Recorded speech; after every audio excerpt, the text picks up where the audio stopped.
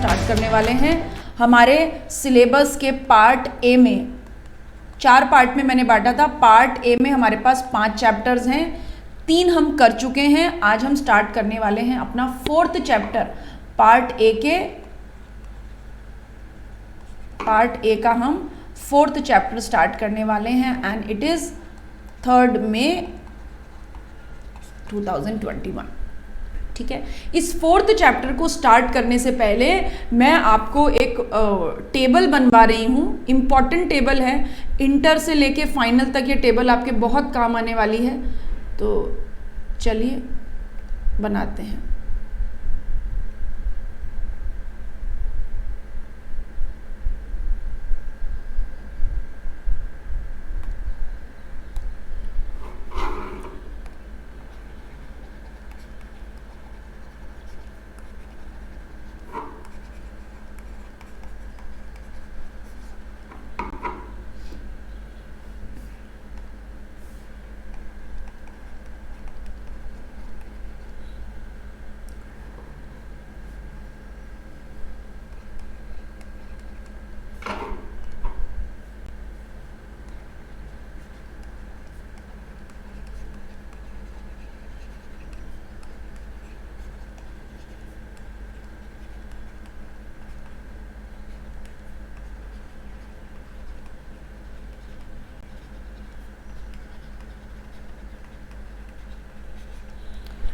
Being a separate legal entity decision making.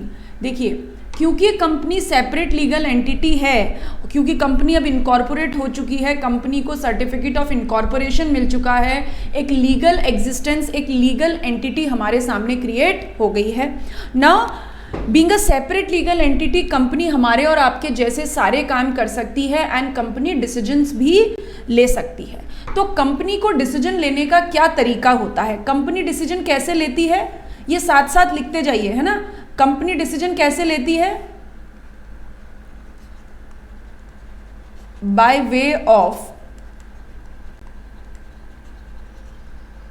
Resolution. Resolution pass करके company decision लेती है। और रिजोल्यूशन का मतलब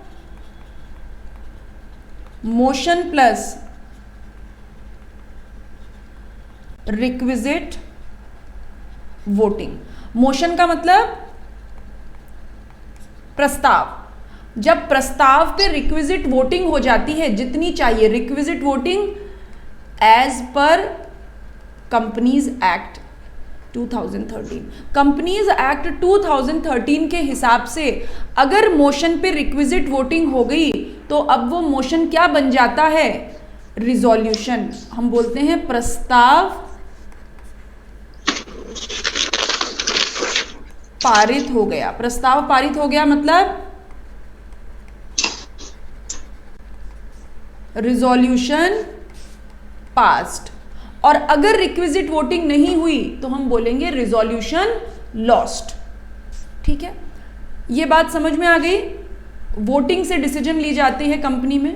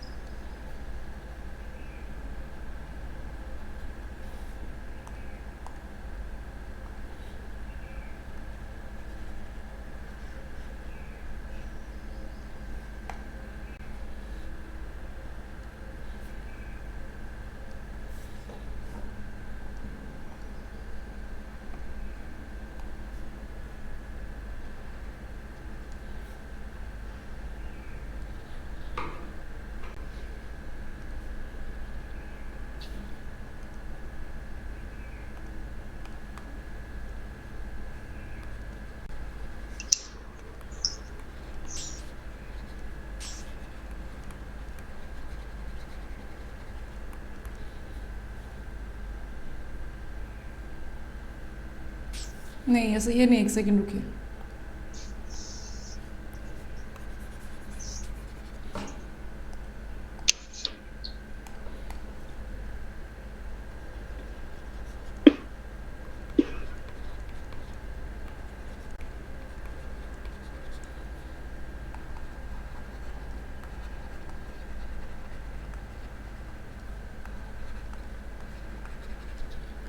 डिसीजन मेकिंग दो तरीके से होगी, by board of directors at board meeting, BM stands for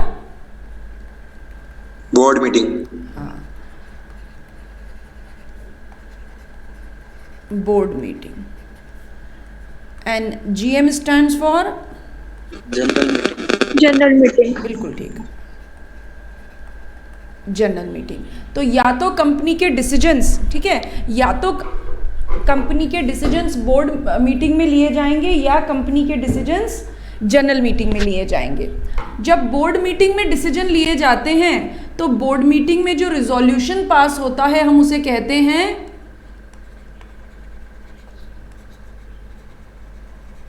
board resolution. ठीक है, बोर्ड रिजोल्यूशन कहाँ पास होगा? बोर्ड मीटिंग में पास होगा। एंड बोर्ड रिजोल्यूशन पे कौन वोट करेगा? Voting bye directors only. यानी अगर आप कंपनी में डायरेक्टर की पोजीशन रखते हो तो आप बोर्ड मीटिंग में वोट कर पाओगे, अदरवाइज नहीं कर पाओगे। ठीक है, और बोर्ड रिजोल्यूशन कैसे पास होता है? When directors votes casted in favor are more than 51। रुकिए सुनिए, directors vote casted against. Companies act में ये 51, 75 जैसी कोई बात नहीं की गई है, ये हम बोलचाल की भाषा में कहते हैं। तो बोर्ड रिजोल्यूशन का मतलब क्या? अगर किसी प्रपोजल पे ना करने वाले ज़्यादा डायरेक्टर्स ने हाँ में वोट किया, फेवर में जो वोट कास्ट हुए वो अगेंस्ट में कास्टेड वोट से ज़्यादा थे, एक ज़्यादा थे, दो ज़्यादा थे, तीन ज़्यादा थे, पाँच ज़्यादा थे, कितने भी ज़्यादा हो सकते हैं, बट ज़्यादा थे। अगर फेवर में वोट कास्ट अगर जो फेवर में वोट कास्ट हुए हैं वो ज़्यादा हैं अगेंस्ट में वोट कास्टेड से, तो हम उसे कहेंगे board resolution passed at board meeting. ये बात समझ में आ गई?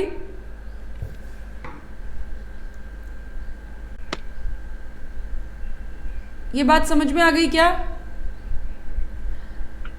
किसी को कोई डाउट है इसमें? नो।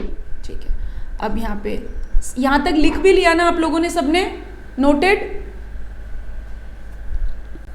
Noted ma'am. नोटेड, ठीक है। चलिए अब यहाँ पे लिखिए, power of BOD is co-extensive with company's power। Power of BOD is को एक्सटेंसिव विद कंपनीज पावर। यानी इस बात का क्या मतलब है? बोर्ड ऑफ डायरेक्टर्स की पावर कंपनी की पावर के को एक्सटेंसिव रहती है। को एक्सटेंसिव का मतलब सह सीमा। जितनी पावर कंपनी के पास है उतनी पावर बोर्ड के पास भी रहती है। इसका मतलब जो काम कंपनी कर सकती है वो काम बोर्ड कर सकते हैं, जो काम बोर्ड कर सकते हैं वो काम कंपनी कर सकती है। और बोर्ड ऑफ डायरेक्टर हमेशा कैसे काम करते हैं? पर्सनली या on behalf of company? On behalf of company. क्योंकि डायरेक्टर्स जो हैं, डायरेक्टर्स के किए गए कामों के लिए प्राइमा फेसी जब तक कॉरपोरेट वेल को लिफ्ट न कर दिया जाए तब तक डायरेक्टर के कामों के लिए कौन रिस्पॉन्सिबल है? कंपनी है। कंपनी रिस्पॉन्सिबल है, because company separate legal entity है। ठीक है, अनलेस अदरवाइज स्पेसिफाइड, यानी बोर्ड के पास कंपनी जितनी पावर होती है जब तक कि अदरवाइज स्पेसिफाई न कर दिया जाए। इसका मतलब companies act empowers members for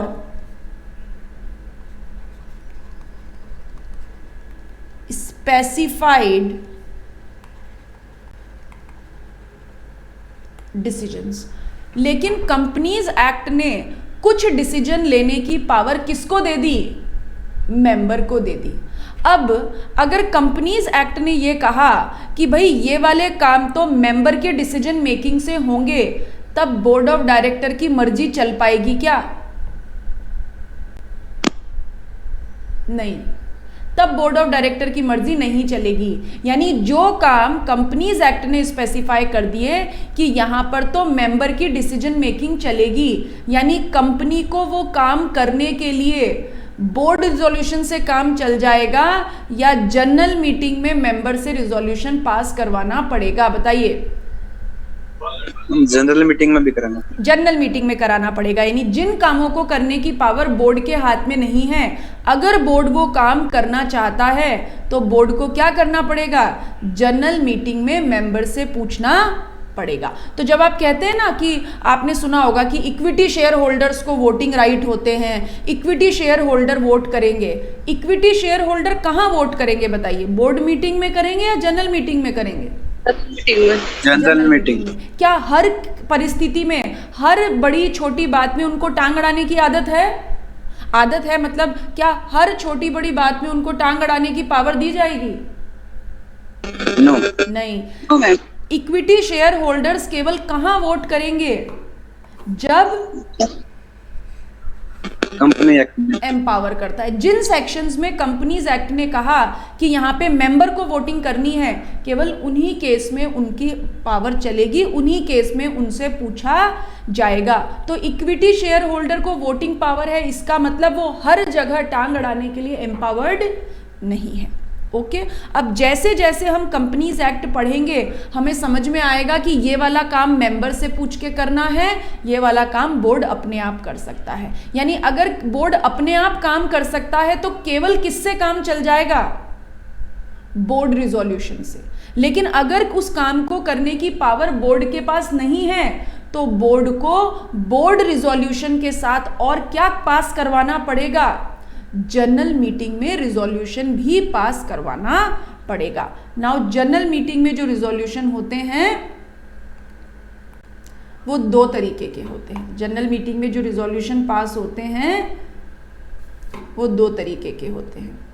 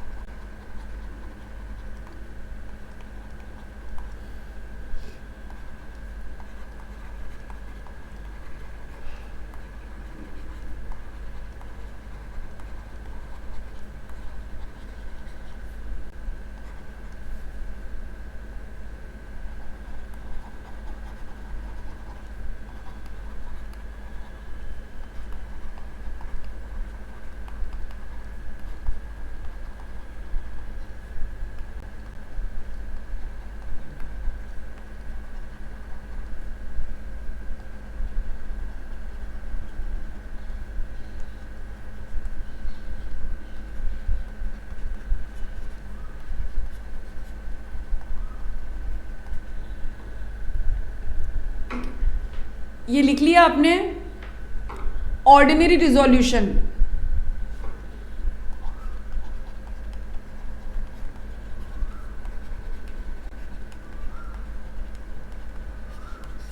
it is called simple majority. Simple majority मतलब 10 मेंबर ने बोला ना और 11 मेंबर ने बोला हाँ, तो उस रिजोल्यूशन को हम क्या कह देंगे? बताइए, जनरल मीटिंग में 10 मेंबर ने बोला ना और 11 मेंबर ने बोला हाँ, तो उस रिजोल्यूशन को हम क्या कह देंगे? Ordinary ordinary resolution. Simple majority, 10 member ने बोला हाँ और 10 मेंबर ने बोला ना और 12 मेंबर ने बोला हाँ, तो क्या होगा?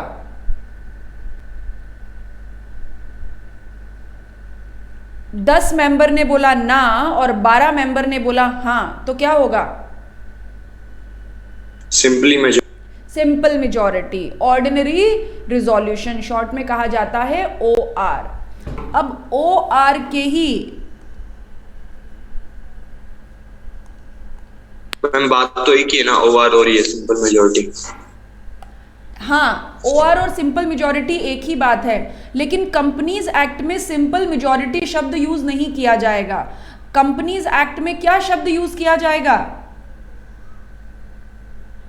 ऑर्डिनरी ना, कंपनीज एक्ट में शब्द यूज किया जाएगा, लिख लीजिए आप यहाँ पे, इसको आपको याद रहेगा फिर। जब भी कंपनीज एक्ट की इंटेंशन ऑर्डिनरी रिजोल्यूशन पास करवाने की होगी तो शब्द यूज किया जाएगा रिजोल्यूशन एट जनरल मीटिंग। जब भी ये कहा जाए रिजोल्यूशन एट जनरल मीटिंग, इसका मतलब कौन सा रिजोल्यूशन है? OR, ठीक है। और इन OR के ही फूफा जी हैं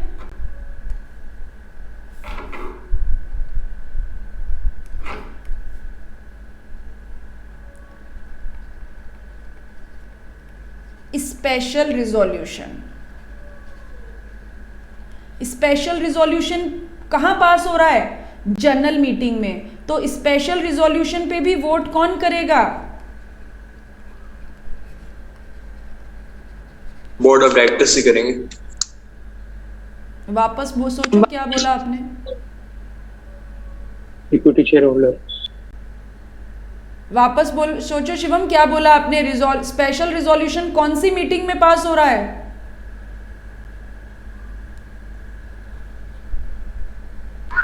मेंबर्स करेंगे ma'am.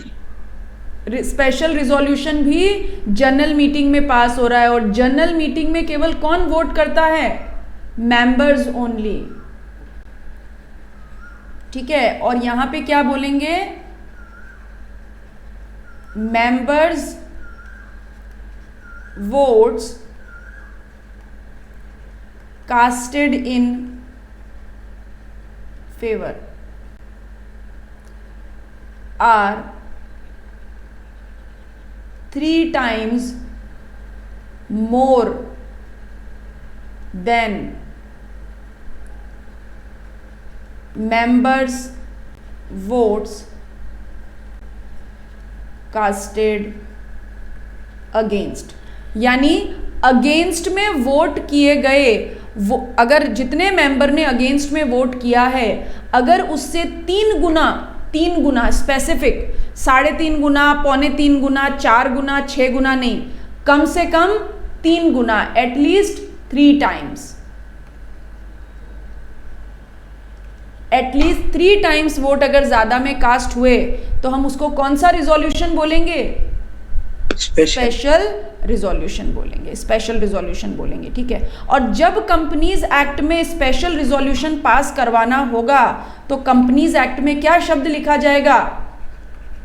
Special resolution at general meeting. यानी जब भी, ध्यान से सुनिए मैंने क्या बोला, जब भी कंपनीज एक्ट में मेंबर को डिसीजन लेने की पावर दी गई तो कंपनीज एक्ट स्पेसिफाई करेगा, कंपनीज एक्ट स्पेसिफाई करेगा कि OR पास होना है या SR पास होना है। अगर कंपनीज एक्ट को OR पास करवाना है तो क्या शब्द लिखे जाएंगे? Resolution at general meeting. और अगर कंपनीज एक्ट को SR पास करवाना है तो क्या शब्द लिखे जाएंगे? Special resolution at general meeting. यानी स्पेशल रिजोल्यूशन वाली बात स्पेसिफिकली बता दी जाएगी, और अगर लिखा है कि केवल जनरल मीटिंग में रिजोल्यूशन पास करवाओ, केवल रिजोल्यूशन शब्द लिखा है तो मतलब क्या पास करवाना है आपको? Ordinary resolution. लिखा है रिजोल्यूशन एट बोर्ड मीटिंग, तो कौन सा रिजोल्यूशन पास करवाओगे? अगर लिखा है रिजोल्यूशन एट बोर्ड मीटिंग तो कौन सा रिजोल्यूशन पास होगा? OR OR कैसे होगा? बोर्ड मीटिंग का है तो मैम वही बोर्ड रिजोल्यूशन पास होगा। Very good, excellent, board resolution pass होगा। अगर लिखा है रिजोल्यूशन एट बोर्ड मीटिंग तो बोर्ड रिजोल्यूशन पास होगा। अगर लिखा है रिजोल्यूशन एट जनरल मीटिंग तो कौन सा?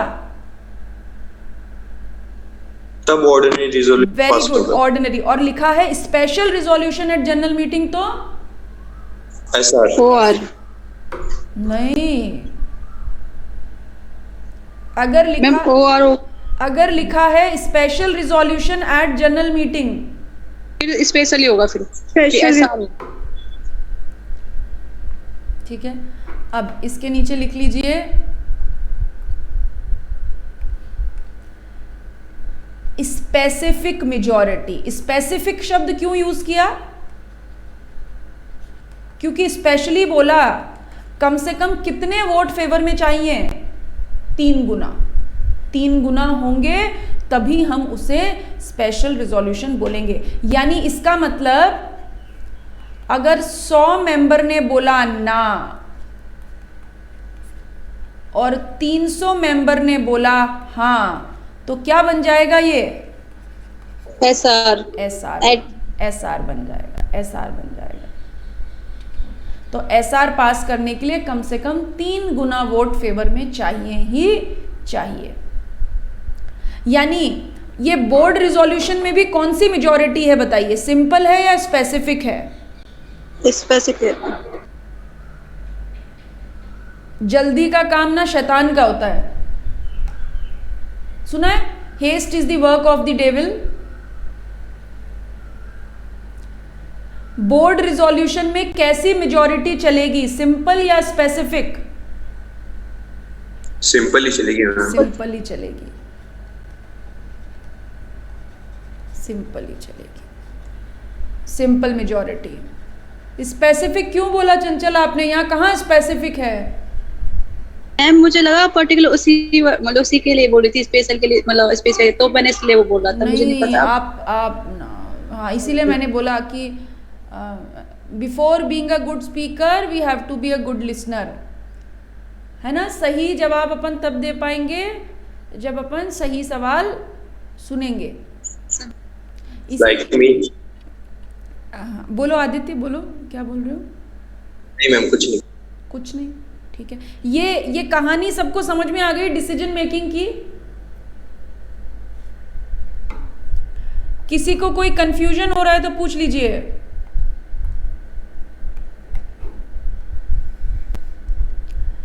जब तक कंपनी लॉ पढ़नी पड़ेगी तब तक ये टेबल, ये चार्ट, ये चित्र आपका पीछा नहीं छोड़ने वाला है। एक बार थोड़ा स्वाइप अप करोगे क्या? Scroll up. स्क्रॉल अप, बोलिए। नो मैम, थोड़ा सा और ऊपर बढ़ना मैम। ओके मैम, बस ये नोट करना था। ओके, कर लीजिए। Everyone has noted? Yes ma'am. Okay,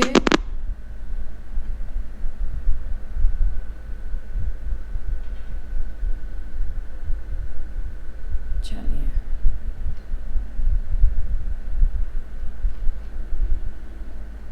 ठीक है, बढ़े आगे। Yes ma'am. ओके, यस, ठीक है। अब इस चैप्टर में ये बहुत काम आने वाला है, OR, BR, SR, ये and all. Memorandum of association. इस चैप्टर में हम मेमोरेंडम ऑफ एसोसिएशन के बारे में भी पढ़ेंगे और साथ में AOA, आर्टिकल ऑफ एसोसिएशन के बारे में भी पढ़ेंगे। ठीक है, यानी ये जो मेमोरेंडम ऑफ एसोसिएशन है ये क्या है? ये कंपनी की परिधि है। परिधि समझते हैं? सरकमफ्रेंस, अटमोस्ट लिमिट, ये कंपनी की परिधि है। मतलब अटमोस्ट लिमिट है। और इस अटमोस्ट लिमिट का मतलब क्या? देखिए, कंपनी सेपरेट लीगल एंटिटी है ना। कंपनी हमारे और आपके जैसे इंटेलिजेंट नहीं है। तो कंपनी, ऐसे मान लीजिए गजनी है कंपनी। गजनी की क्या खास बात थी? देखिए ना, Aamir Khan starrer Ghajini, everyone must have seen it.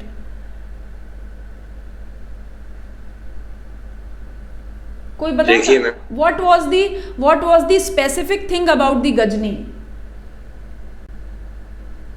भूलने की बीमारी थी मैम उसको। भूलने की बीमारी थी। तो what he used to do? उनको भूलने की बीमारी थी तो क्या करते थे फिर? पिक्चर्स देखा करते थे, फोटोज क्लिक करा करते थे। नहीं, लिखा करते थे। हाँ वो भी है। हाँ वो भी नहीं, वही है, वही है। लिखा करते थे, है ना। लिख के रखा करो, अगर भूल जाते हैं लिख के रखते थे। तो बिकॉज ऐसे मान लीजिए कंपनी भी गजनी के जैसी है, याद तो रहेगा नहीं कंपनी को, क्योंकि हमारे आपके जैसे बादाम नहीं खाती कंपनी। तो कंपनी को क्या करना होता है? एवरी चीज हैज टू बी डॉक्यूमेंटेड, है ना। कंपनी के बारे में हर चीज, इवन कंपनी अपना नाम भी नहीं बता सकती बोल के, तो कंपनी को गजनी बनना पड़ेगा। और क्या करना पड़ेगा? डॉक्यूमेंट करके रखना पड़ेगा अपने बारे में। बेसिक इंफॉर्मेशन, हर चीज कंपनी को डॉक्यूमेंट करके रखना पड़ेगा। यानी हमें अगर कंपनी के बारे में कोई भी जानकारी चाहिए तो कंपनी को हम हेलो हाय करके पूछ सकते हैं क्या? नहीं, हमें कंपनी के डॉक्यूमेंट्स को देखना पड़ेगा और उस डॉक्यूमेंट के में हमें कंपनी के बारे में सारी जानकारी मिल जाएगी। ठीक है। अब क्योंकि कंपनी का दिल नहीं होता, कंपनी का हमारे आपके जैसा इंटेलिजेंट दिमाग नहीं होता, तो कंपनी क्या कर सकती है क्या नहीं कर सकती है, हम एक पेपर पे डॉक्यूमेंट करके रखते हैं कंपनी की सारी basic information, and that is called memorandum of association. Companies act की अगर मैं बात करूं तो ये कंपनी का सबसे महत्वपूर्ण दस्तावेज है। The most important document it is memorandum of association. ठीक है। अब इस मेमोरेंडम ऑफ एसोसिएशन को समझने के लिए मैं आपको एक एग्जाम्पल देती हूँ। जैसे फॉर एग्जाम्पल ये आदित्य हैं। आदित्य कहाँ से हो आप? जयपुर से, बाहर से? चूरू से। ओहो, चूरू से हो आप। अच्छा अच्छा, ठीक है। तो अभी जैसे आदित्य हैं और आपके एक दोस्त भी और है ना यहाँ पे? हाँ मैम है। कौन? मोहित है। मोहित है। अच्छा ठीक है। अभी आदित्य है और मैंने बोला ऐसा कि कल ना आदित्य पूरी क्लास को समोसे खिलाएंगे। ठीक है। अब आदित्य न्यूट्रल बैठे हुए हैं, चुप, ना हाँ बोलते हैं ना बोलते हैं, बस धीरे धीरे मुस्कुराए जा रहे हैं। क्या समझे मोहित, क्या समझे हम? आदित्य समोसे खिलाएगा या नहीं? इन्होंने बोला, मतलब मैंने बोला कल कोई ब्रेकफास्ट करके नहीं आएगा, सुबह 9:10 पे आदित्य सबको समोसा खिलाएंगे। और ये बिल्कुल न्यूट्रल बैठे हुए हैं। ठीक है, क्या मानोगे? अच्छा ऐसा शुरू करते हैं। आदित्य ने बोला यस, आदित्य ने एक्सप्रेसली कहा यस मैं सबको समोसा खिलाऊंगा, तो हम क्या माने? खिलाएंगे या नहीं खिलाएंगे? क्या माने आदित्य? खिलाएंगे। ऐसे वर्चुअल है ना, अभी तो ऑनलाइन क्लास चल रही, तो कोई टेंशन भी नहीं, क्लास के बाद कोई नहीं बोलेगा आपसे समोसा खिलाने के लिए। अगर आदित्य ने कह दिया नो मैं समोसा नहीं खिलाऊंगा, ठीक है, फिर क्या माने? आदित्य समोसा नहीं खिलाएंगे। ठीक है। बट मान लीजिए आदित्य बिल्कुल न्यूट्रल बैठे हुए हैं, ना हाँ बोलते हैं ना बोलते हैं, बिल्कुल चुपचाप बैठे हुए हैं। मोहित क्या मानेंगे? आदित्य समोसा खिलाएंगे या नहीं खिलाएंगे? आप दोस्त हो इनके, क्या मानेंगे? मोहित आप ही बता सकते हो राज की बात, और तो किसी को पता भी नहीं इनके बारे में। हाँ क्या बोल माने मोहित? पता नहीं।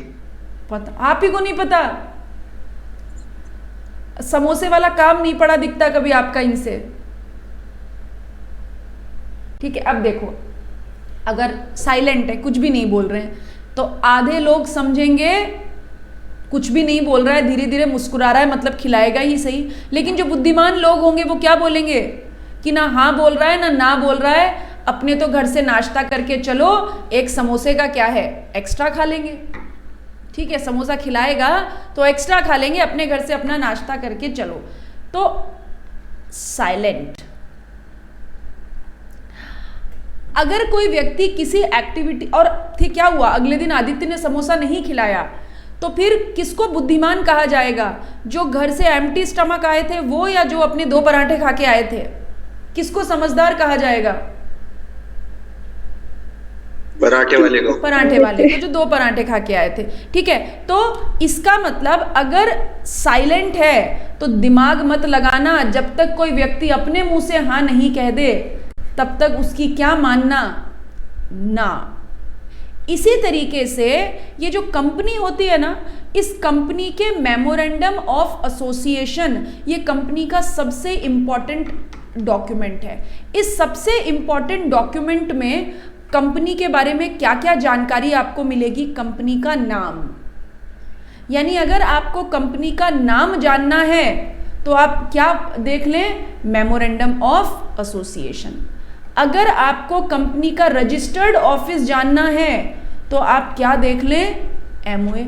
अगर आपको कंपनी की ऑथराइज्ड कैपिटल के बारे में पता करना है तो आप क्या देख लें? एमओए।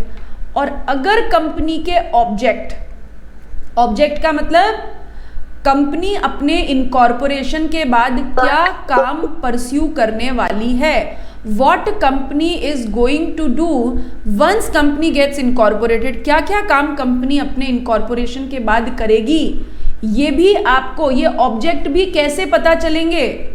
मेमोरेंडम ऑफ एसोसिएशन देख के।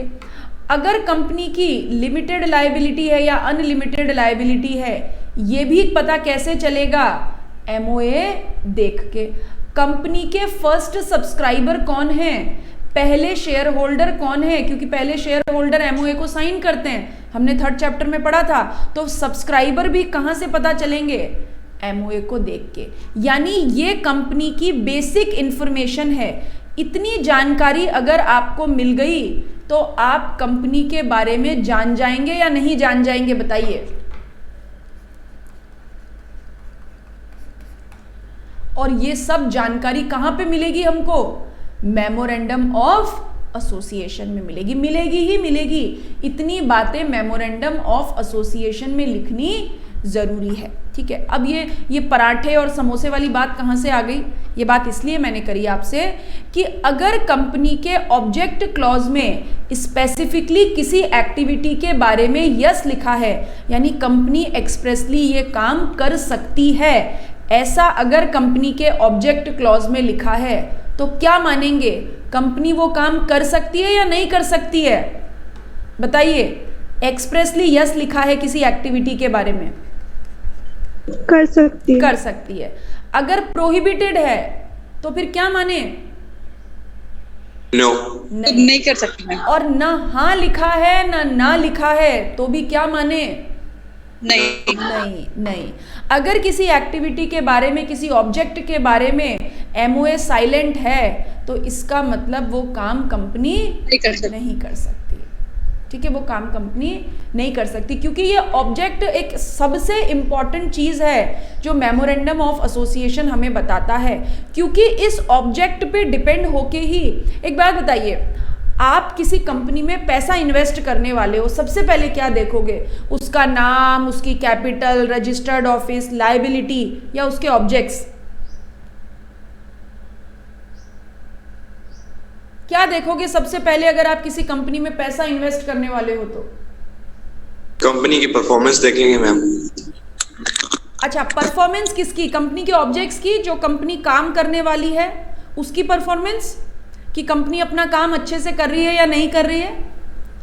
ठीक है, और जैसे फॉर एग्जाम्पल आप किसी दवाई बनाने वाली कंपनी में पैसा लगाना चाहते हो तो आप यही देखोगे ना कि कंपनी कौन कौन सी दवाई बना रही है, और उसी के बाद पढ़ के आपको पता चलेगा हाँ कि हमें इस कंपनी में पैसा इन्वेस्ट करना चाहिए या नहीं करना चाहिए। तो जब भी हम कंपनी के मेमोरेंडम ऑफ एसोसिएशन के इम्पोर्टेंस की बात अगर मैं करूं तो कंपनी के मेमोरेंडम ऑफ एसोसिएशन का importance intended share holder, intended मतलब बनने वाले, जो लोग कंपनी में पैसा इन्वेस्ट करने वाले हैं उनके लिए मेमोरेंडम ऑफ एसोसिएशन क्यों इम्पोर्टेंट है?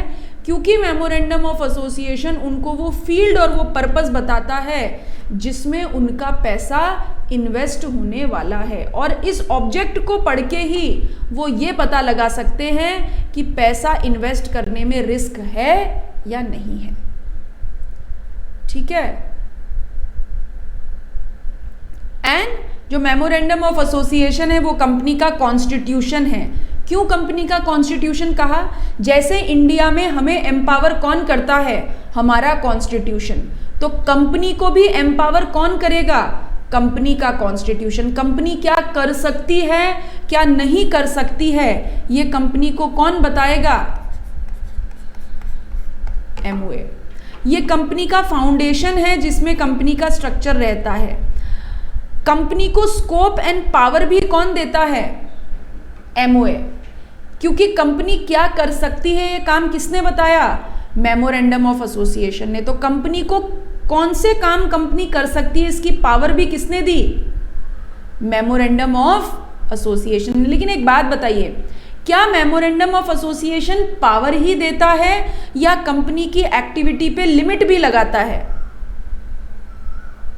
दोनों काम करता है। दोनों काम करता है। वेरी गुड, दोनों काम करता है। पावर भी देता है और लिमिट भी लगाता है, क्योंकि जो लिखा है कंपनी वही कर सकती है। This is a power scope. और जो नहीं लिखा है या प्रोहिबिटेड है वो कंपनी नहीं कर सकती है। तो दिस इज कॉल्ड लिमिट। यानी एमओए क्या करता है? एमओए कंपनी को पावर भी देता है और कंपनी की एक्टिविटीज पर लिमिट भी लगाता है। ठीक है, ये बात समझ में आ गई। और कंपनी इनकॉर्पोरेशन के लिए सबसे पहला स्टेप एमओए बनाना होता है या नहीं होता?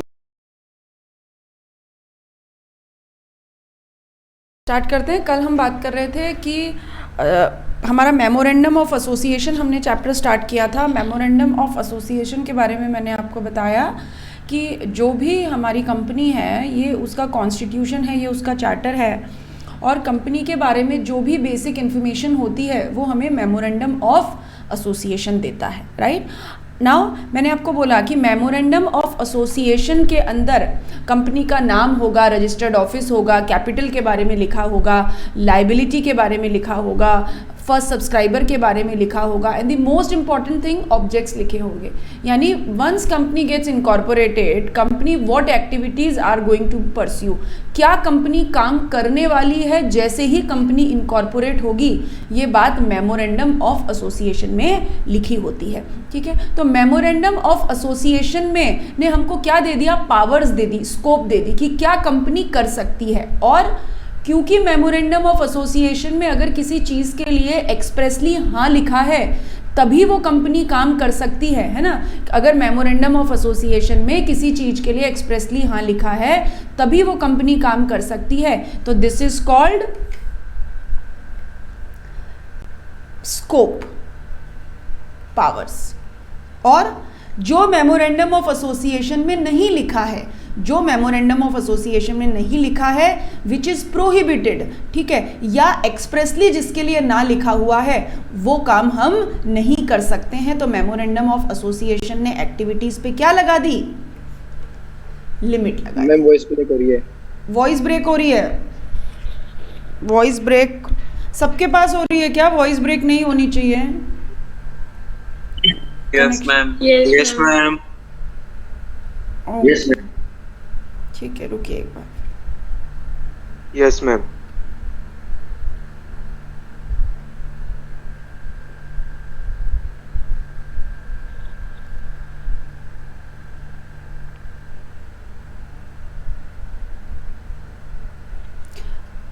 अभी बताइए, नाउ इट इज ओके? अभी भी हो रहा है मैम ब्लैक थोड़ा। अभी भी हो रहा है ब्लर?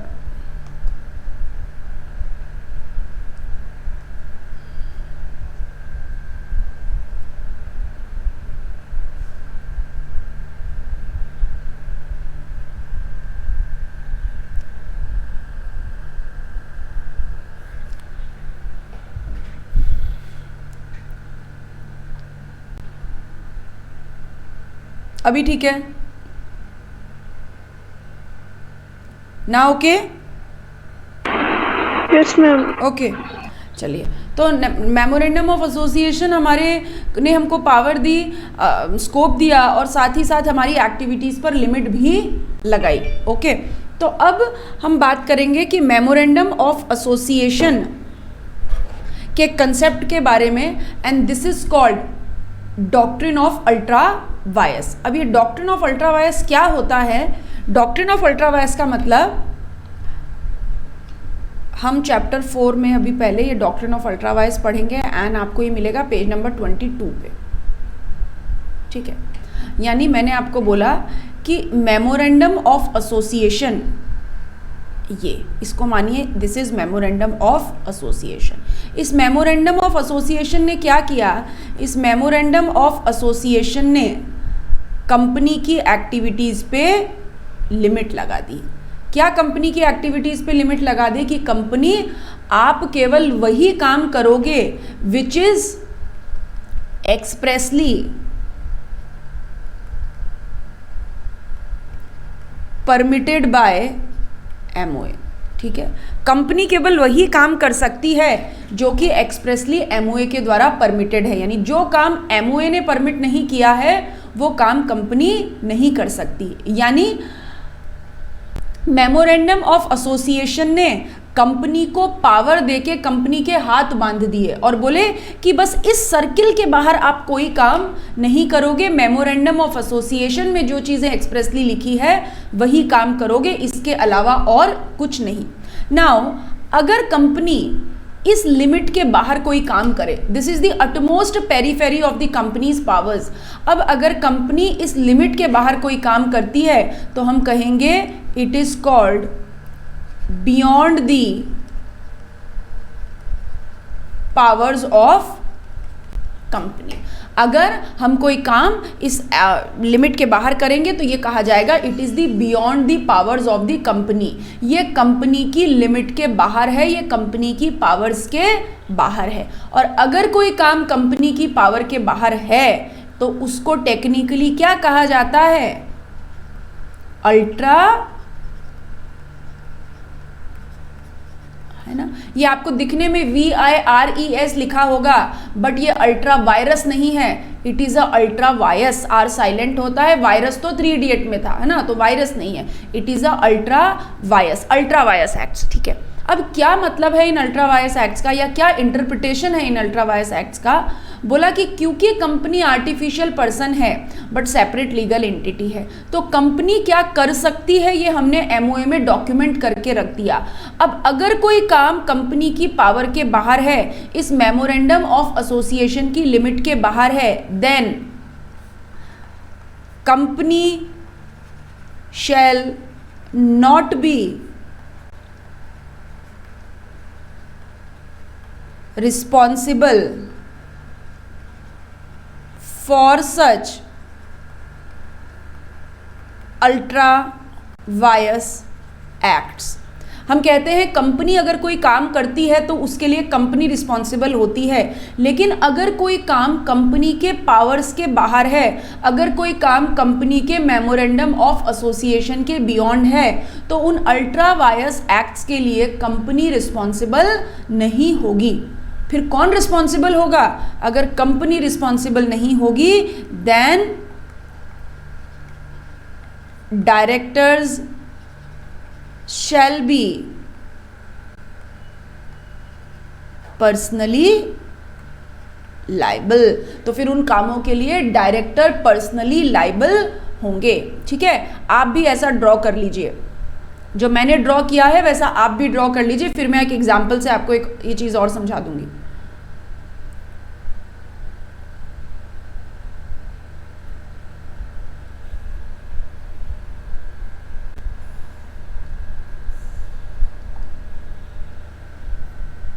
और नोट कर लें तो मुझे बताइए फिर।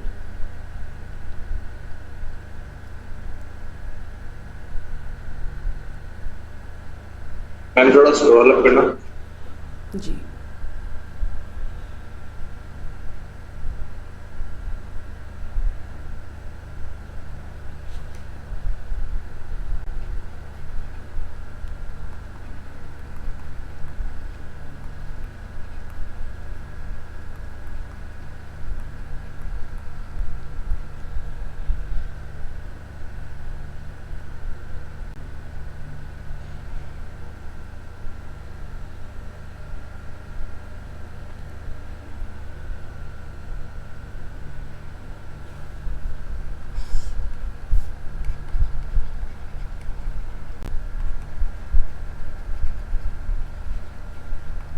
तो मेमोरेंडम ऑफ एसोसिएशन कंपनी का पावर बैंक हो गया, ठीक है, लेकिन फूल के साथ कांटे भी, पावर भी देगा और एक्टिविटीज पे लिमिट भी लगाएगा। ये बात अभी सबको समझ में आ गई? इसमें कोई डाउट? मैम आपने वो कहा था ना एग्जांपल देके समझाओगे। हाँ हाँ ठीक है, मतलब एग्जांपल दे रही हूँ। ठीक है, देखिए एक बैंक है, मान लीजिए SBI, नहीं PNB, ठीक है, और एक ये हमारी कंपनी है ABC लिमिटेड। ABC लिमिटेड के MOA में लिखा हुआ है कि कंपनी FMCG में डील करेगी, ठीक है। शिवम पता है आपको what is the meaning of FMCG? No ma'am. नहीं, ठीक है। FMCG stands for fast moving consumer goods. Fast moving consumer goods मतलब सिंपल शब्दों में बोलूं, खाने पीने का जो सामान होता है, जैसे हिंदुस्तान यूनिलीवर है, ITC है, ब्रिटानिया है, पार्ले है, ये सब FMCG में डील करते हैं, फास्ट मूविंग कंज्यूमर गुड्स, ठीक है। तो एक कंपनी है ABC लिमिटेड जिसके MOA में लिखा है कि ये कंपनी FMCG प्रोडक्ट्स बनाएगी, यानी fast moving consumer goods manufacturing करेगी, ठीक। और अगर कंपनी ये FMCG बनाएगी और इसी काम के लिए कंपनी पैसा भी बोरो कर सकती है, इसी काम के लिए कंपनी उधार भी ले सकती है। अब कंपनी ने क्या किया, कंपनी के बोर्ड ऑफ डायरेक्टर्स को शौक चढ़ा और बोले कि आजकल ना लोग ना सैनिटाइजर बहुत बना रहे हैं, मास्क बहुत बना रहे हैं, तो हम तो ना मास्क मैन्युफैक्चरिंग स्टार्ट करेंगे।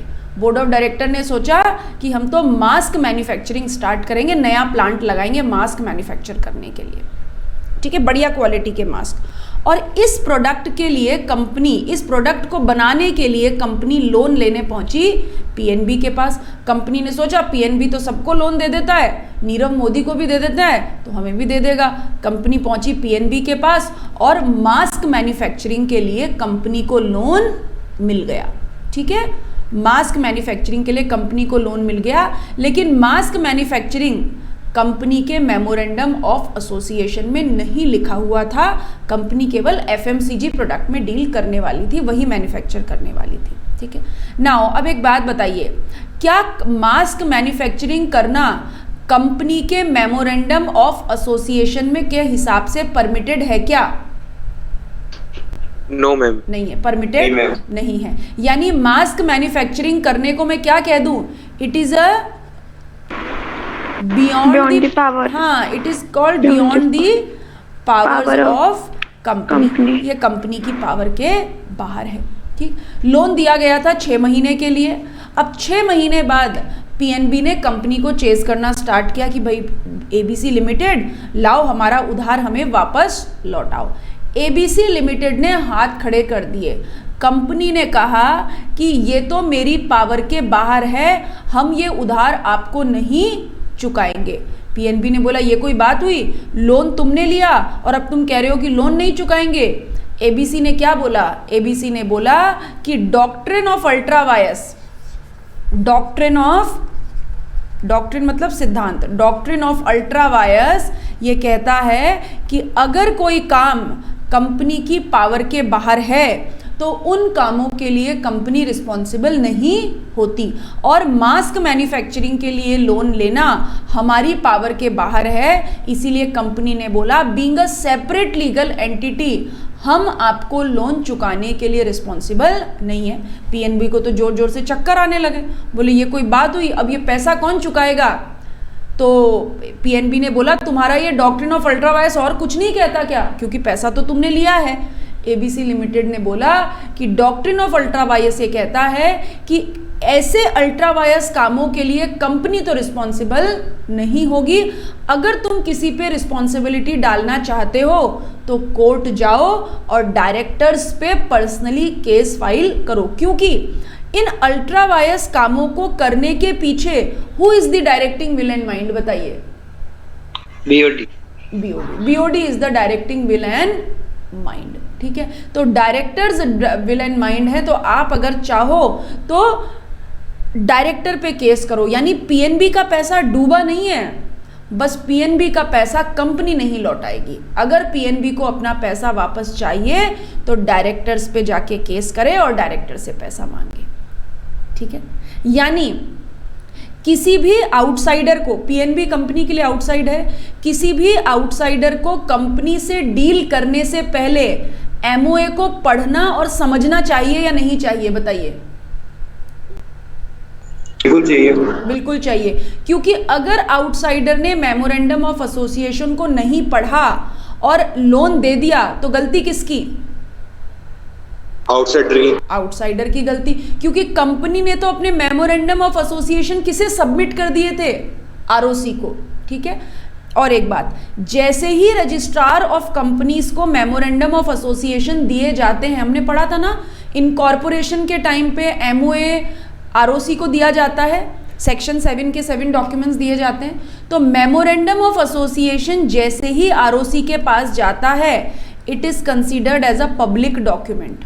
पब्लिक डॉक्यूमेंट का मतलब कोई भी व्यक्ति कंपनी से डील करना चाहे वो रजिस्ट्रार ऑफ कंपनीज को एक नॉमिनल फी पे करके मेमोए को देख सकता है, पढ़ सकता है, समझ सकता है। और अगर आपने ऐसा नहीं किया तो गलती किसकी? आपकी, ठीक है। तो आउटसाइडर की गलती। तो डॉक्ट्रिन ऑफ अल्ट्रा वायस ने किसको प्रोटेक्ट किया? किसको प्रोटेक्ट किया? कंपनी को। डॉक्ट्रिन ऑफ अल्ट्रा वायस ने आउटसाइडर्स को प्रोटेक्ट किया, ठीक है। क्यों किया आउटसाइडर्स को प्रोटेक्ट? आउटसाइडर्स को इसलिए प्रोटेक्ट किया कि भाई हमने तो तुमको इंफॉर्मेशन दे दी थी, अब पढ़ना किसकी जिम्मेदारी है? तुम्हारी जिम्मेदारी। हम तुम्हें किसी अननोइंग फैक्ट के लिए पनिश नहीं कर रहे हैं, जो चीज तुम्हारे सामने थी तुम्हें उसको पढ़ना चाहिए। अदरवाइज तो आप ये बोलोगे ना कि क्योंकि कंपनी तो एक सेपरेट लीगल एंटिटी है, आर्टिफिशियल पर्सन है, हम कंपनी से कैसे पूछें कि तुम क्या काम कर सकते हो या क्या काम नहीं कर सकते हो। तो एक तरीके से एक हैंड पे कंपनी किसको बचाना चाहती है? आउटसाइडर्स को। और दूसरे एंड पे कंपनी किसको बचा रही है? खुद को भी बचा रही है। क्यों खुद को बचा रही है? बोल रही है अल्ट्रा वायस एक्ट के लिए हम रिस्पॉन्सिबल नहीं होंगे, अल्ट्रा वायस एक्ट के लिए अगर जिम्मेदारी डालनी है तो जाके डायरेक्टर्स पे डालो। समझ में आई बात? Yes ma'am. ठीक है, अब आप देखो डॉक्ट्रिन ऑफ अल्ट्रा वायस। देखिए डॉक्ट्रिन ऑफ अल्ट्रा वायस आपको स्क्रीन पे सामने दिखेगा। And doctrine of ultra vires क्या बोलता है? Whatever is not stated in MOA, जो MOA में नहीं लिखा है वो क्या है? प्रोहिबिटेड। तो मेमोरेंडम ऑफ एसोसिएशन को पढ़ के भावनाओं में नहीं बहेंगे। मेमोरेंडम ऑफ एसोसिएशन में जो नहीं परमिटेड है वो प्रोहिबिटेड है, ठीक है। और कंपनी के पॉइंट ऑफ व्यू से अल्ट्रा वायस एक्ट क्या होता है? नल एंड वॉइड, जैसे कि कभी उधार लिया ही नहीं था। एंड कोई भी अल्ट्रा वायस एक्ट कंपनी को किसी भी चीज के लिए बाइंड नहीं करता। किसी भी अल्ट्रा वायस एक्ट को कंपनी वैलिड नहीं कर सकती, भले ही कंपनी के सारे मेंबर इस चीज के लिए असेंट दें। कंपनी के 100% मेंबर बोले कि कोई बात नहीं, जाने दो, नहीं, अल्ट्रा वायस एक्ट के लिए कंपनी रिस्पॉन्सिबल नहीं है।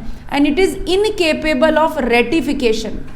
रेक्टिफिकेशन वर्ड नहीं है, रेटिफिकेशन है। रेटिफिकेशन, एक सेकेंड ना, रेटिफिकेशन का मतलब वापस करेक्शन नहीं कर सकते, कंफर्म नहीं कर सकते। करेक्शन नहीं बोलेंगे, कंफर्मेशन। पुष्टिकरण, कंफर्मेशन नहीं हो सकता। सुधार वर्ड नहीं है ये, रेटिफिकेशन है।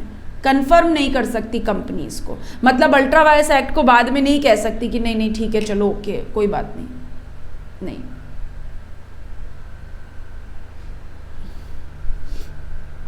यानी मेमोरेंडम ऑफ एसोसिएशन अगर आरओसी को दिया गया तो इसने किसको प्रोटेक्ट किया? कंपनी के क्रेडिटर्स को, कंपनी के शेयर होल्डर्स को। यहां तक की बात में किसी को कोई डाउट?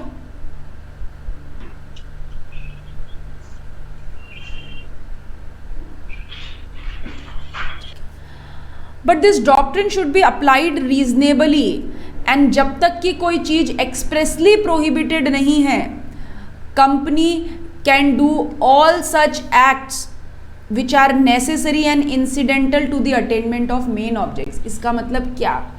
किसी भी चीज को पढ़ना और उसे प्रॉपर मीनिंग में समझना। जैसे फॉर एग्जाम्पल, अगर कोई कंपनी, आपने मोलेसिस शब्द सुना है? मोलेसिस? Yes ma'am.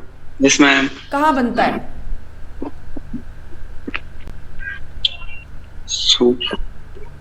हाँ, जगह का नाम नहीं है शायद ये। क्या शिवम? वो तो मॉरिशस है। मैम मॉरिशस बोल रहे हैं। हाँ मैं मोलेसिस बोल रही हूँ, हिंदी में शीरा बोलते हैं, शीरा। जो शुगर मैन्युफैक्चरिंग इंडस्ट्रीज होती है वहाँ पे मोलेसिस बनता है, मतलब जब गन्ने से चीनी बनेगी, शुगर मैन्युफैक्चरिंग होगी, तो जो रॉ मतलब जो रेसिड्यू निकलता है वो मोलेसिस कहलाता है। ठीक है, it is a by product. यानी अगर कोई कंपनी मेन प्रोडक्ट बनाएगी तो बाय प्रोडक्ट बनेगा या नहीं बनेगा? बिल्कुल बनेगा मैम। बिल्कुल बनेगा। तो क्या बाय प्रोडक्ट बनेगा ये बात एमओए में लिखनी जरूरी है क्या? कोई लिखनी जरूरी नहीं है, क्योंकि कुछ कॉमन सेंस भी एक चीज होती है। जब आप मेमोरेंडम ऑफ एसोसिएशन को पढ़ेंगे तो उसे रीजनेबल और प्रॉपर मीनिंग में समझिए। यानी अगर कोई काम मेन ऑब्जेक्ट के लिए जरूरी है तो वो तो काम कंपनी करेगी ही करेगी। ठीक है, यानी अगर बाय प्रोडक्ट अगर बनना है तो बनेगा ही बनेगा, उसके लिए मेमोरेंडम ऑफ एसोसिएशन में लिखने की जरूरत नहीं है। ठीक है, तो कंपनी वो सारे काम कर सकती है which are necessary and incidental to the attainment of main object. Incidental मतलब सहायक, जो मेन एक्टिविटी से जुड़े हुए काम है वो कंपनी कर सकती है। Okay okay ma'am. इसमें कोई डाउट? अब अल्ट्रा वायरस एक्ट क्या होता है? आपने जब इंडियन कॉन्ट्रैक्ट एक्ट पढ़ा होगा तो ये नाम पढ़ा होगा, वॉइड एब इनिशियो, शुरू से ही व्यर्थ। मतलब अगर कोई काम अल्ट्रा वायरस है तो वो नल एंड वॉइड है। ना तो कंपनी इसके लिए किसी को स्यू कर सकती है, ना ही कोई कंपनी को स्यू कर सकता है। ठीक है, ना तो कंपनी किसी को स्यू कर सकती है, ना ही कंपनी को कोई स्यू कर सकता है। सेकंड पॉइंट काट देंगे। ठीक है, और फोर्थ पॉइंट भी काट देंगे। मैम ये पॉइंट्स हमको नोट्स में भी नहीं पढ़ने क्या? नहीं पढ़ने, नहीं पढ़ने, बस जो मैं क्लास में पढ़ा रही हूँ वही पढ़ना है। जो मैंने क्लास में स्ट्राइक आउट करा दिया वो नहीं पढ़ना है। पर्सनल लाइबिलिटी ऑफ डायरेक्टर्स, ये तो मैंने आपको बता ही दिया कि अल्ट्रा वायरस एक्ट के लिए directors shall be personally liable.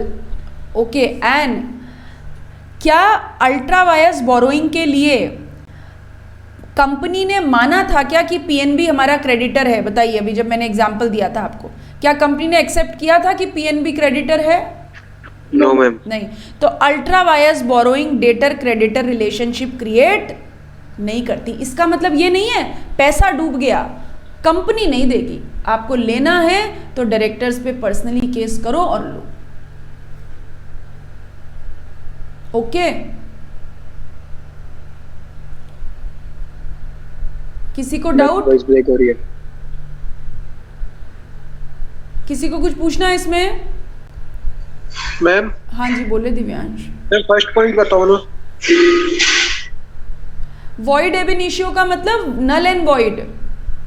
It is a Latin word, void ab initio, null and void. Company के इस अल्ट्रा वायरस एक्ट का कंपनी के पॉइंट ऑफ व्यू से कोई एग्जिस्टेंस ही नहीं है, ऐसे माने आप।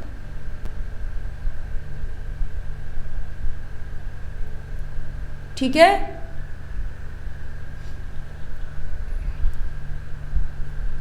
Yes ma'am. ये एक्सेप्शन जो लिखे हैं यहाँ पर, ये वाला पॉइंट, ये मैं एक अगले टॉपिक के साथ आपको बताऊंगी, इसलिए यहाँ पे इसको छोड़ दें, है ना। Exception to the doctrine of ultra vires, इसे छोड़ दें। तो ये हमारा था डॉक्ट्रिन ऑफ अल्ट्रा वायस। अब आप जब अपने इस चैप्टर के फर्स्ट पेज पे आएंगे तो कल मैंने आपको बोला था कि मेमोरेंडम ऑफ एसोसिएशन की इम्पोर्टेंस अदर्स के लिए, अदर्स मतलब अदर देन शेयर होल्डर्स के लिए एमओए की क्या इंपॉर्टेंस है बताइए। शेयर होल्डर्स के अलावा किसी व्यक्ति के लिए मेमोरेंडम ऑफ एसोसिएशन क्यों महत्वपूर्ण है, क्या उसकी इंपॉर्टेंस है?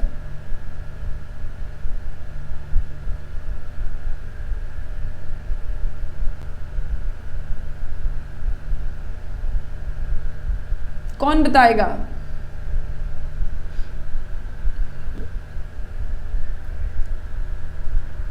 उस कंपनी के बारे में जानने के लिए। हाँ, very good. Memorandum of association company को उसकी परमिटेड रेंज ऑफ एक्टिविटी बताता है, कंपनी की परमिटेड रेंज ऑफ एक्टिविटी बताता है। यानी अगर मैं थर्ड पर्सन हूँ, मतलब मैं कंपनी की डायरेक्टर नहीं हूँ या मैं कंपनी की शेयर होल्डर नहीं हूँ और मैं कंपनी से डील करना चाहती हूँ, तो फिर मेरे को क्या करना चाहिए?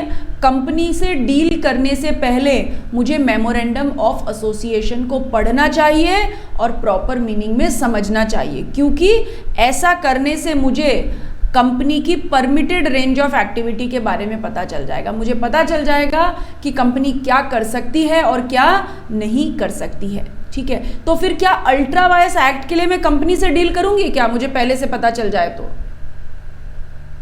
नहीं करूंगी मैं, ठीक है। दिस इज नाउ, ये अब ये आपके नोट्स में फॉर्म ऑफ एमओए दे रखा है। इसका मतलब शेड्यूल 1 कंपनीज एक्ट 2013 में टोटल 7 शेड्यूल्स हैं, ठीक है। ये शेड्यूल्स क्या होते हैं? ये रेडी टू ईट नूडल्स होते हैं। आपने देखा, भूख लगी है, मैगी बनाओ 2 मिनट, मतलब गर्म पानी करो, पानी में डालो, मैगी रेडी। इसी तरीके से शेड्यूल 1 जो शेड्यूल्स हैं वहाँ पे रेडी फॉर्मेट्स दिए गए हैं। रेडी फॉर्मेट्स मतलब जैसे अगर आपको कंपनी के बैलेंस शीट और P&L बनाना है तो कौन से शेड्यूल में बनता है? 12th में ज़रूर पढ़ा होगा। आदित्य, कौन से शेड्यूल में बनता है कंपनी का P&L balance sheet? Schedule 3 very good, schedule 3 में बनता है। तो क्या जब कंपनी का बैलेंस शीट P&L बनाते हो तो इच्छा होती है कि चलो नहीं, आज reserves and surplus right hand side में लिखने का मन कर रहा है, यहाँ लिख देते हैं? नहीं नहीं नहीं नहीं, लोन्स एंड एडवांसेस तो लेफ्ट हैंड कॉर्नर पे लिखेंगे। ऐसा इच्छा से बनाते हैं क्या? नहीं, फॉर्मेट होता है, उसी फॉर्मेट के हिसाब से P&L बैलेंस शीट बनता है। इसी तरीके से जैसे शेड्यूल 3 P&L बैलेंस शीट का फॉर्मेट बताता है, उसी तरीके से शेड्यूल 1 एमओए एंड एओए का फॉर्मेट बताता है। यानी शेड्यूल 1 में टेबल ए से लेके टेबल ई एमओए के फॉर्मेट है। यानी अगर कंपनी लिमिटेड बाय शेयर है तो अपना एमओए बनाएगी टेबल ए के फॉर्मेट में। अगर company limited by guarantee without share capital है तो table B and so on. So these are the tables जो अलग अलग कंपनी के लिए मेमोरेंडम ऑफ एसोसिएशन के फॉर्मेट्स हैं। और कुछ और बताइए, और कोई डाउट?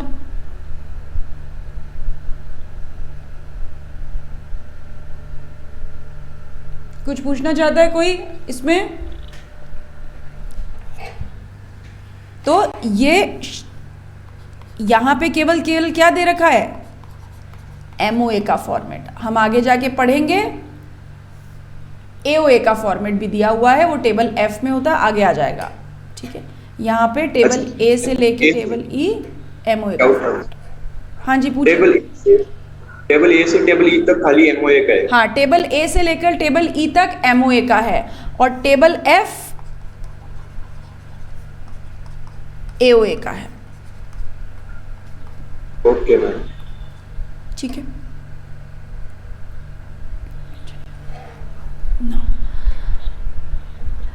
अब हम क्या पढ़ेंगे? एमओए का मसाला। है ना, एमओए का मसाला, ओके, एमओए का मसाला, ओके। देखिए अब क्या होता है जब मैं कहती हूँ एमओए का मसाला, इसका मतलब मेमोरेंडम ऑफ एसोसिएशन को बनाने के लिए what would be the ingredients, मतलब किसी भी चीज़ को व्हेन वी कुक समथिंग तो हम कुछ कुछ उसमें डालते हैं ना, तो जब भी हम मेमोरेंडम ऑफ एसोसिएशन को प्रिपेयर करेंगे तो मेमोरेंडम ऑफ एसोसिएशन के कंटेंट क्या होंगे, ठीक है। और दूसरी बात, अगर किसी भी चीज़ को, मतलब से for example you are cooking something और आपको लगता है कि किसी को नमक कम पसंद है या किसी को मिर्ची ज़्यादा पसंद है, तो आप क्या करते हैं, टेस्ट के हिसाब से मसाले को चेंज करते हैं या नहीं करते हैं? करते हैं मैम, करते हैं, ठीक है, टेस्ट के हिसाब से मसाले को चेंज करते हैं। तो दिस इज मेमोरेंडम। अब हम क्या पढ़ने वाले हैं, मेमोरेंडम ऑफ एसोसिएशन का मसाला, जो किस में दिया हुआ है, सेक्शन 4 में। और इस मसाले का पढ़ेंगे चेंज, यानी अगर हमें मसाले को चेंज करना है तो फिर क्या प्रोसीजर हमें ऑप्ट करना पड़ेगा। टेक्निकल शब्दों में अगर मैं कहूँ तो हम क्या पढ़ने वाले हैं अब, contents of MOA, memorandum of association को में क्या क्या चीज़ें शामिल की जाती है, और एल्ट्रेशन, और अगर उनको बदलना है तो क्या प्रोसीजर हमको फॉलो करना पड़ेगा। तो मेमोरेंडम ऑफ एसोसिएशन का जो पहला कंटेंट है वो क्या है, नेम क्लॉज। अब ये क्लॉज क्या चीज़ है, मेमोरेंडम ऑफ एसोसिएशन जिन हिस्सों में बटा होगा, जिन पार्ट्स में डिवाइडेड होगा, उन्हें हम कहेंगे क्लॉज। तो मेमोरेंडम ऑफ एसोसिएशन का पहला क्लॉज क्या है, नेम क्लॉज। नेम क्लॉज यानी अगर हम किसी कंपनी के मेमोरेंडम ऑफ एसोसिएशन को पढ़ें, ठीक है, तो मेमोरेंडम ऑफ एसोसिएशन में जो सबसे पहली चीज़ आपको लिखी दिखेगी, that is called name clause. It is the first clause of the company, हम उसे कहते हैं नेम क्लॉज, फर्स्ट क्लॉज, ठीक है। नाउ अब एक बात बताइए, क्योंकि कंपनी सेपरेट लीगल एंटिटी है, जैसे फॉर एग्जांपल अगर मान लीजिए किसी का, जैसे अभी आदित्य है, ठीक है, अभी अगर मैं कहूँ कि क्या आप ही आदित्य रॉय कपूर हो, तो आदित्य क्या कहेंगे, नहीं yes. मैं तो, आप आदित्य रॉय कपूर हो नहीं मैम, नहीं। हाँ, आप कहेंगे नहीं मैं तो चूरू वाला आदित्य शर्मा हूँ, मैं आदित्य रॉय कपूर नहीं हूँ। यानी हम और आप हमारी आइडेंटिटी सामने वाले को बोल के बता सकते हैं या नहीं बता सकते हैं, बता सकते हैं, ताकि पब्लिक हमसे मिसगाइड ना हो, मतलब आदित्य को आदित्य शर्मा ही माना जाए, आदित्य रॉय कपूर ना माना जाए। इसी तरीके से क्योंकि कंपनी सेपरेट लीगल एंटिटी होती है, कंपनी आर्टिफिशियल पर्सन होती है, तो कंपनी अपनी आइडेंटिटी खुद बोल के नहीं बता सकती। इसीलिए कंपनी लॉ ये कहता है कि कंपनी का नाम ऐसा होना चाहिए जो कि किसी दूसरी कंपनी से आइडेंटिकल ना हो, सिमिलर ना हो। यानी आप अपने घर में वो एक मोची को बिठा दिया और जूते बना रहे हैं और बोले बस यही बाटा है, आपने अपने घर के आगे बोर्ड लगा दिया बाटा कंपनी, तो पब्लिक मिसगाइड होगी ना कि वो देखो शोरूम में जो 2000 रुपये का शू मिलता है वो इनके यहाँ पे 200 रुपये का मिलता है, लेकिन वो बाटा और आपकी वाली बाटा सेम है क्या, सेम है क्या, नहीं है मैम, नहीं है, सेम नहीं है। लेकिन बाटा नाम से पब्लिक मिसगाइड हो सकती है या नहीं हो सकती है, हो सकती है। तो इसके लिए किसी भी कंपनी का नाम ऐसा होना चाहिए जो कि दूसरी कंपनी से आइडेंटिकल, आइडेंटिकल मतलब सेम टू सेम होना चाहिए। हाँ, सेम, और रिजेंबल मतलब सिमिलर, न तो सिमिलर हो न सेम हो, ठीक है। और ऐसा भी कोई नाम आप अपनी कंपनी का न रखें जो कि किसी एक्ट में ऑफेंस क्रिएट करता हो या सेंट्रल गवर्नमेंट की नज़रों में अनडिजायरेबल हो, ठीक है। आप किसी भी ऑफेंस को क्रिएट नहीं करेंगे किसी नाम के साथ, और न ही ऐसी कोई नाम रखेंगे जो कि सेंट्रल गवर्नमेंट की नज़रों में अनडिजायरेबल है, ठीक। अभी अगर आपको, जैसे अगर कंपनी पब्लिक लिमिटेड है तो नाम के आगे क्या लिखा होगा, लिमिटेड, और अगर कंपनी प्राइवेट लिमिटेड है तो नाम के आगे क्या लिखा होगा? Private limited. प्राइवेट लिमिटेड, ठीक है। 1 पर्सन कंपनी कैसी होती है? पब्लिक कंपनी जैसी या प्राइवेट कंपनी जैसी? प्राइवेट कंपनी जैसी। प्राइवेट कंपनी जैसी, ठीक है। तो 1 पर्सन कंपनी का नाम होगा एबीसी प्राइवेट लिमिटेड। लेकिन आपको कैसे पता चलेगा कि ये नॉर्मल प्राइवेट कंपनी है या ओपीसी है? तो अगर 1 पर्सन कंपनी है तो नाम के नीचे ब्रैकेट में क्या लिखा होगा? 1 पर्सन कंपनी, ताकि पता चल जाएगा कि ये प्राइवेट कंपनी नॉर्मल वाली प्राइवेट कंपनी नहीं है, ये ओपीसी है। बात समझ में आ गई? अच्छा, Yes, अब ma'am. हाँ, अब एक बात बताइए, जैसे किसी का नाम हो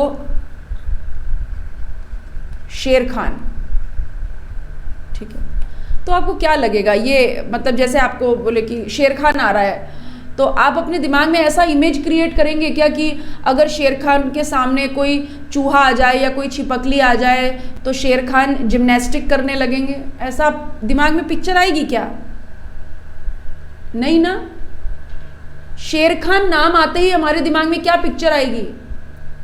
it's a brave kind of a man, लंबा चौड़ा, ऐसा तगड़ा मोटा, जो किसी से डरता नहीं हो, कॉकरोच छिपकली चूहे से तो उसको कोई फर्क ही नहीं पड़ता।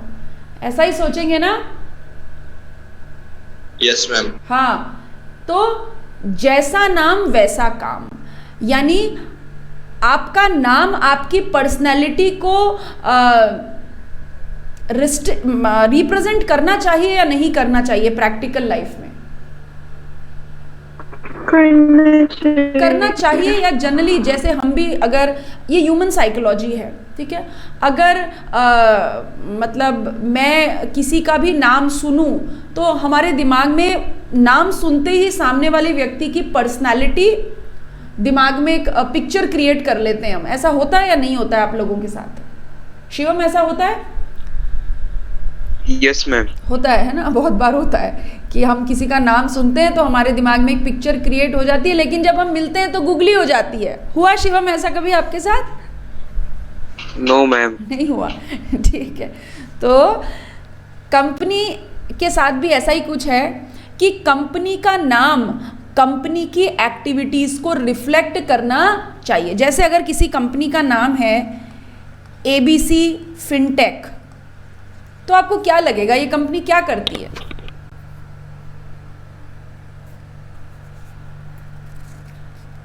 या फिनकॉर्प कर लीजिए, फिनकॉर्प क्या करेगी ये कंपनी? क्या लगेगा आपको, क्या काम करती है? फाइनेंस से रिलेटेड काम करती है। फाइनेंस से रिलेटेड काम करती है, ठीक है। लेकिन कंपनी को पंडित जी ने सलाह दी कि ये फाइनेंस में तुम्हारा कुछ नहीं रखा है, तुम तो अपने ना किराने की दुकान खोल लो, उसी में भलाई है, ठीक है, तो ये फाइनेंस का काम मत करो। बोले नाम में कोई प्रॉब्लम है? पंडित जी ने बोला नहीं नहीं, एबीसी फिनकॉर्प नाम चलेगा, तुम तो किराने का सामान रखने लग जाओ अपनी दुकान में, ठीक है। अब एक बात बताइए, एबीसी फिनकॉर्प का बोर्ड देख के आप क्या आटा दाल चावल खरीदने घुसेंगे दुकान में?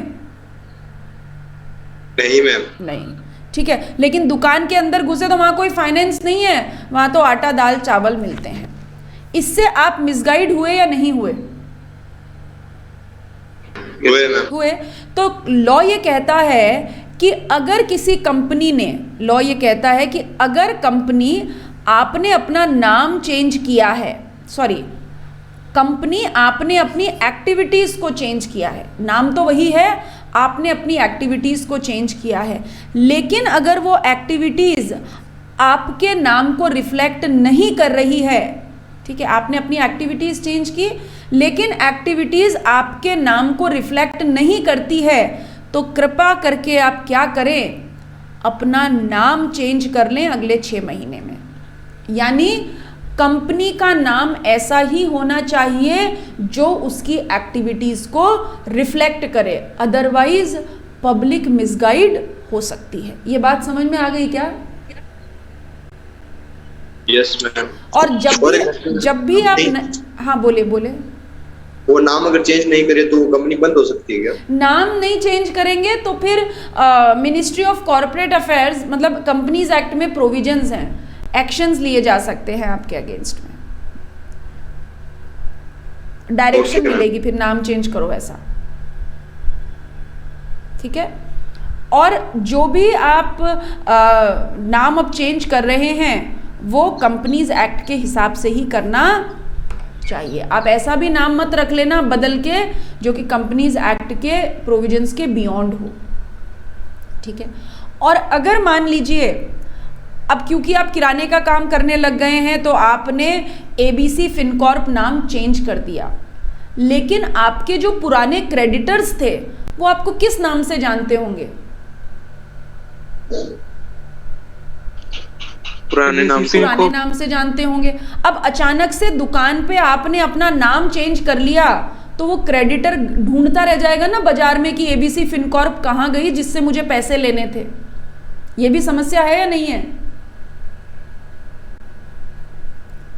समस्या क्रेडिटर के लिए है, बिजनेसमैन के लिए नहीं है। हाँ, समस्या क्रेडिटर के लिए है, लेकिन लॉ किसके बारे में सोचेगा? केवल कंपनी के बारे में या सबके बारे में? सबके बारे में सोचेगा। तो लॉ ने ये बोला कि कंपनी अगर आप अपना नाम चेंज करो, कंपनी अगर आप अपना नाम चेंज करो, याद हो जाएगी ना, और यूनिट्स के हिसाब से बढ़ती सकती है ना फिर। देवेंद्र आप मुझे सुन रहे हो? मेरी बात सुन। देवेंद्र,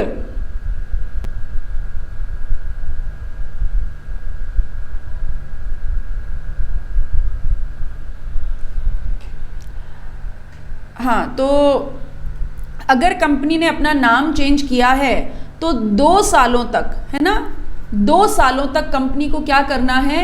जहां जहां अपना नया नाम लिखेगी वहां वहां अपना पुराना नाम भी लिखेगी 2 सालों तक। मान के चलते हैं नाम चेंज करने से 2 साल के अंदर अंदर सबको नया पुराना पता चल जाएगा, तो 2 सालों तक पुराने नाम के साथ नया नाम आपको लिखना है, ठीक है। जहां भी कंपनी अपना नाम लिखेगी वहां पर कंपनी को अपना कॉरपोरेट आइडेंटिफिकेशन नंबर लिखना पड़ेगा, अपना phone, address, email, each and every information लिखनी पड़ेगी। और अगर कंपनी कॉमन सील मेंटेन करती है तो कंपनी की कॉमन सील पे कंपनी का नाम एनग्रेव होना चाहिए, खुदा हुआ होना चाहिए, ठीक है।